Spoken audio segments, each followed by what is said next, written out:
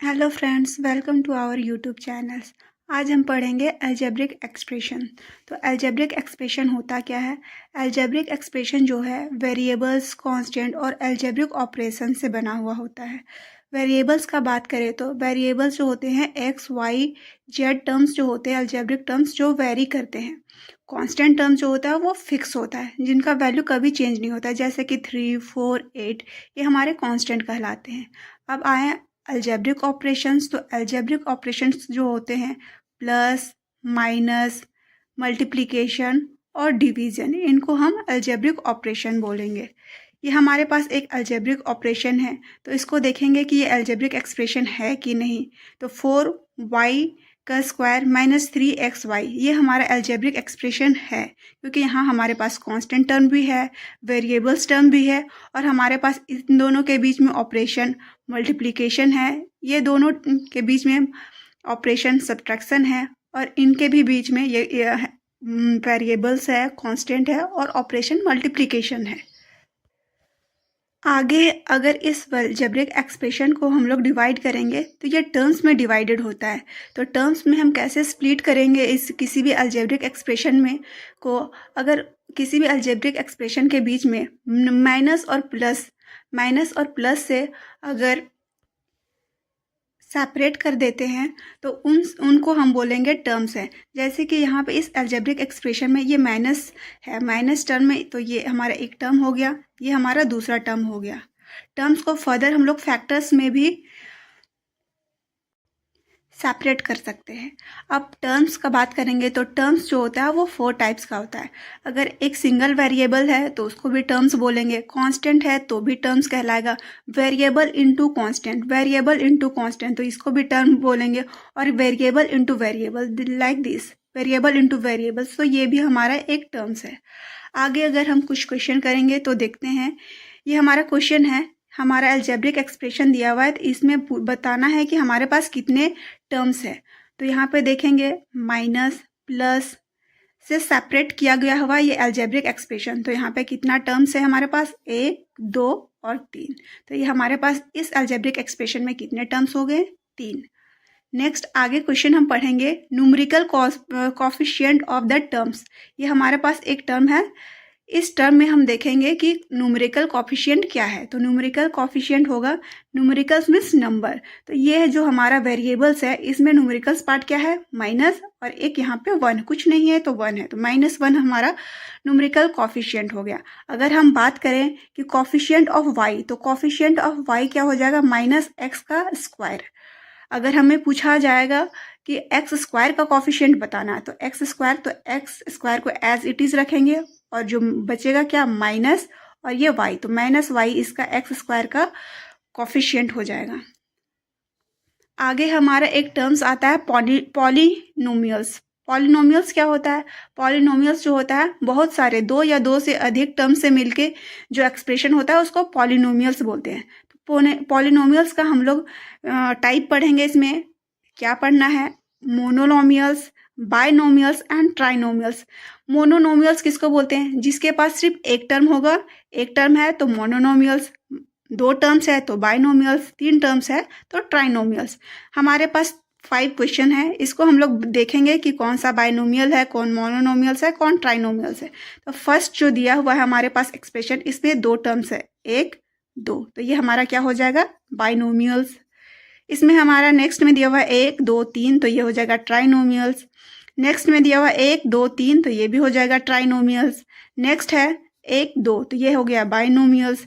और नेक्स्ट एक constant term है तो ये एक ही टर्म है तो मोनोनोमियल्स। अगर एक्स भी रहेगा, वाई भी रहेगा, सिर्फ सिंपल एक्स, सिंपल वाई और दूसरा कुछ विदाउट विदाउट एडिशन और सब्ट्रैक्शन, तो उसको बोलेंगे कि मोनोनोमियल्स है। नेक्स्ट हम पढ़ेंगे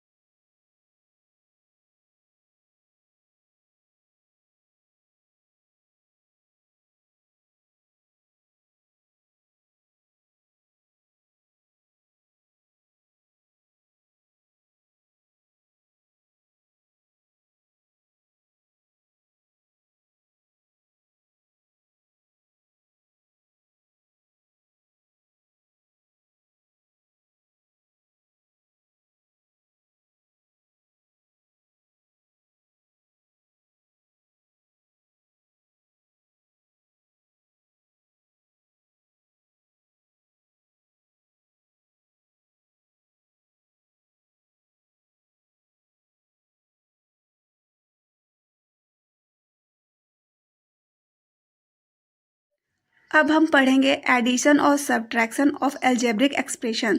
तो अलजेब्रिक एक्सप्रेशन का हम एडिशन और सब्ट्रैक्शन कैसे करेंगे।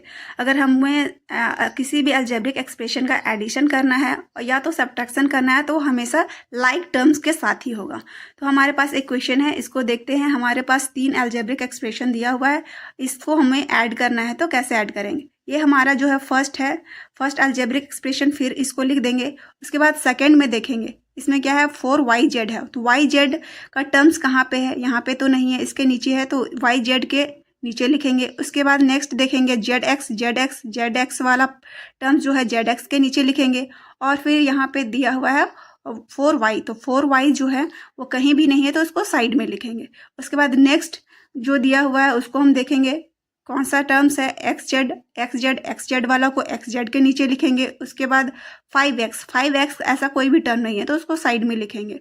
उसके बाद है xy है, xy वाला टर्म कहाँ है, यहाँ पे है, तो इसको लिख देंगे।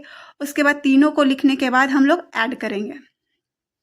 ऐड करने के लिए क्या करना है, हमें वेरिएबल पार्ट को नहीं देखना है। वेरिएबल क्योंकि हम लोग सेम टर्म को, लाइक टर्म को एक साथ लिख दिए हैं, तो xy एज इट इज लिख जाएगा।